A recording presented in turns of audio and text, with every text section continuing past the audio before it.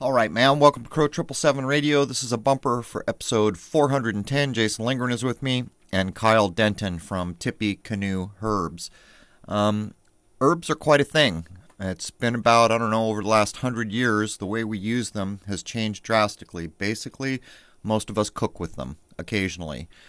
They used to be part and parcel of the pharmacopoeia, among other things.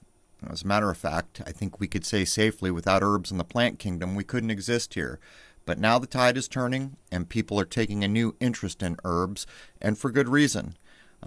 They serve as the basis for spagyrics, which is the alchemy of the plant kingdom. The first hour is free at crow777radio.com. CRROW777radio.com. Members know to log in. I hope to see all of you there, and I'd like to wish each and every one of you a happy, healthy, and higher-minded new era. Cheers.